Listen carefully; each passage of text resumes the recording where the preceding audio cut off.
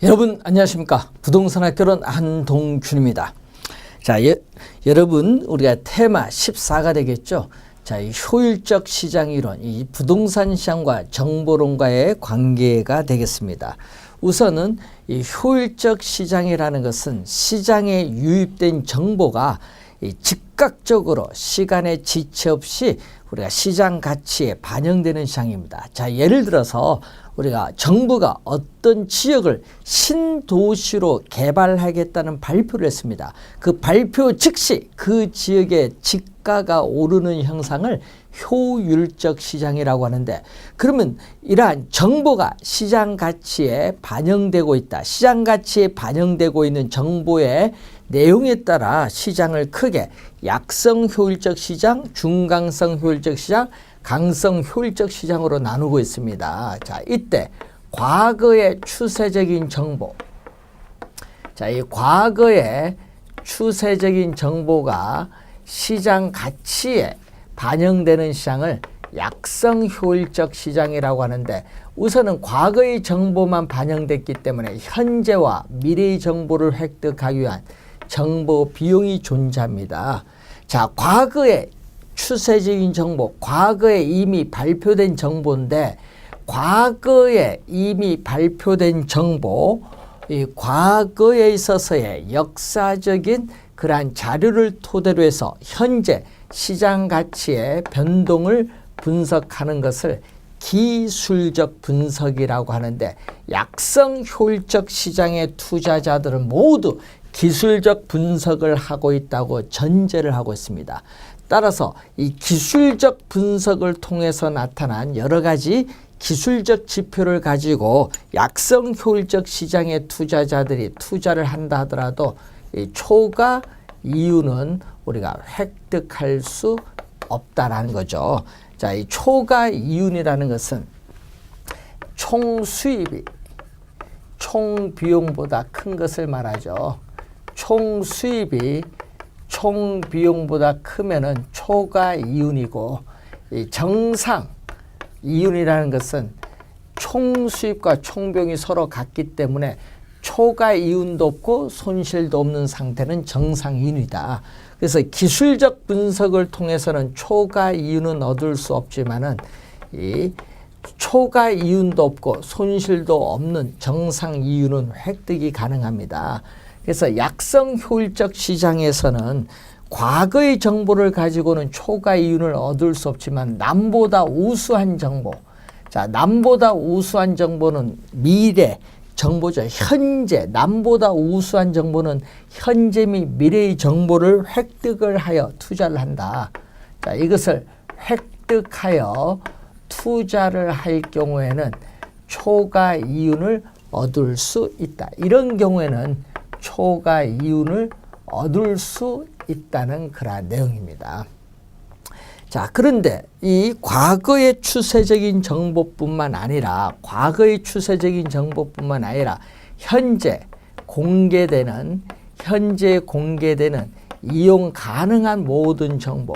자, 과거의 추세적인 정보뿐만 아니라 현재 공개가 되고 있는 이용 가능한 모든 정보까지 우리가 현재 시장 가치에 반영되는 시장을 우리는 또 중강성 효율적 시장인데, 중강성 효율적 시장에서도 과거 현재의 정보만 반영됐기 때문에 미래의 정보를 획득하기 위한 정보 비용이 존재하죠. 정보 비용이 존재합니다. 자, 이때 과거의 추세적인 정보와 현재 공개되는 이용 가능한 모든 정보를 더해주면은 이 공식적으로 이미 발표된 정보죠.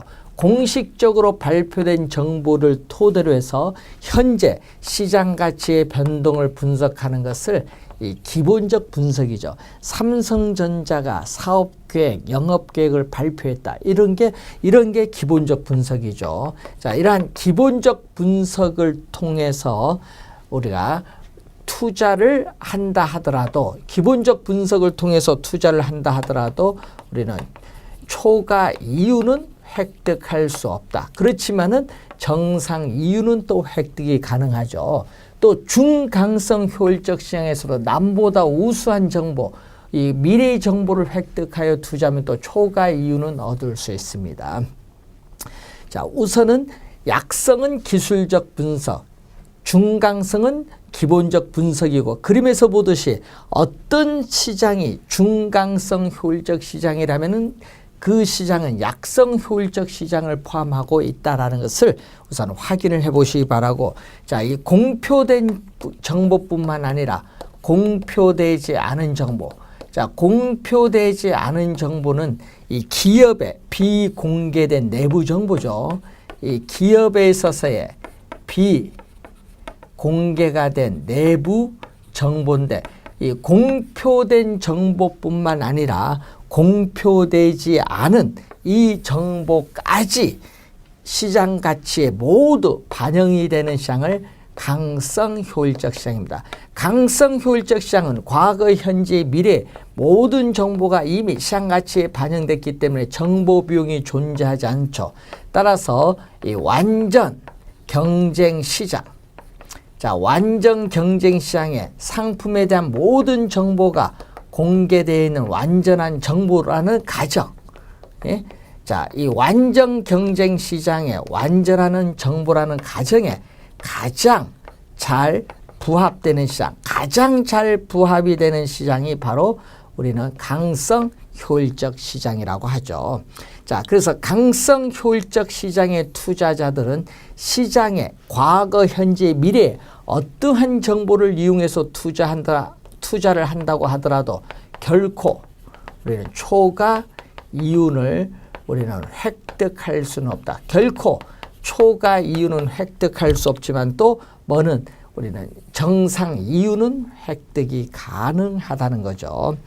자, 이런 내용을 우선 염두에 좀 두시기 바라고, 자, 우리나라의 주식 시장이나 부동산 시장은 공표되지 않은 미래의 정보까지 반영되는 강성의 효율성까지는 나타나지 않는다. 어디까지만 나타나죠? 현재 공개되는 정보까지 반영되는 중강성까지의 시장이라는 것을 염두에 두시면 되겠죠. 자, 그리고 어떠한 형태의 효율적 시장에 존재하고 있는가는 나라마다 다를 수 있고 효율성의 정도도 나라마다 차이가 있다는 것이죠. 자, 시장에서 자원이 효율적으로 배분이 이루어지는 시장을 완전 경쟁 시장인데, 완전 경쟁 시장은 우리는 현실적으로 존재하지 않는 시장입니다. 이 완전 경쟁 시장은 이 할당, 자원이 효율적으로 배분이 이루어지는 할당 효율적 시장이 이렇게 포함돼요. 그래서 완전 경쟁 시장은 할당 효율적 시장이다 하면 맞는데, 이 할당 효율적 시장은 완전 경쟁 시장이다 하면은 틀리죠. 왜? 이 부분은 포함되지 않죠. 자, 그래서 이 부분이 포함되지 않는데 이 부분이 불완전 경쟁 시장이죠. 자, 따라서 이 불완전 경쟁 시장도 초과 이윤을 획득하는 데 드는 비용과 일치한다면은 할당 효율적 시장이 될 수 있다는 그러한 내용이죠. 자, 그래서 이 부동산 시장에서 우리가 매 수자가 얻을 수 있는 임대료 수익률과 우리 자본시장에서 매 도자가 얻을 수 있는 위험을 감안한 수익률이 나와 있는데, 이때 이게 높았다. 수익률이 높으면은 수익률이 낮은 쪽에서 수익률이 높은 쪽으로 자금이 이동하죠. 자금이 이동을 함으로써 부동산 시장에서의 수익률이 높으니까 수요가 증가하죠. 자, 수요가 증가하면은 부동산 가격은 하락을 합니다. 수요가 증가하면 가격은 수요가 증가하면 가격은 상승하죠. 자, 수요가 증가하면 부동산 가격은 상승합니다. 자, 그랬을 때 이 임대료 수익률, 이 수익률을 구할 때는 분모는 총 투자한 금액인 부동산 가격에 대한 순수익과의 비율인데, 이 부동산 가격이 오르니까 전체값 임대료 수익률은 뭐한다? 하락을 하죠. 그래서 임대료 수익률이 지금 높았는데 이 임대료 수익률이 하락을 하게 됩니다. 자, 반대로 이쪽이 높았다.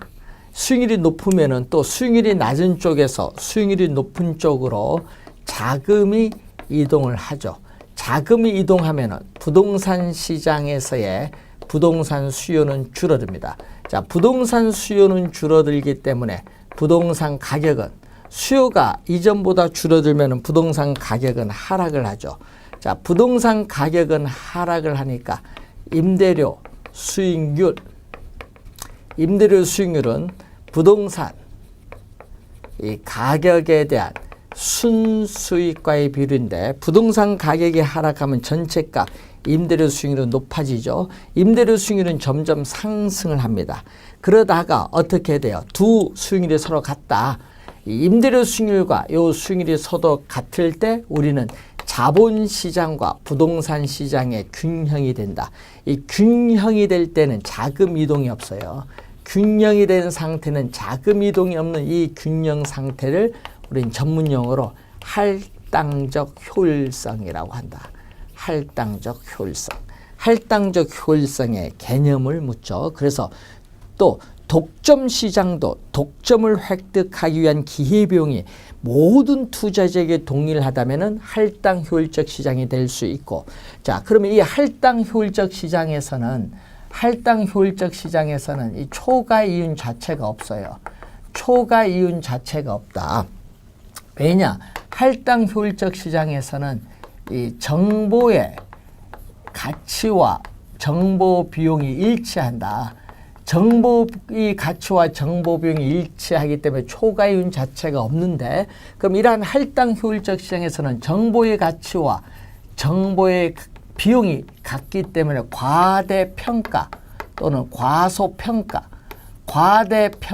과소평가된 부동산은 우리는 존재할 수가 없다는 거죠. 존재할 수가 없다.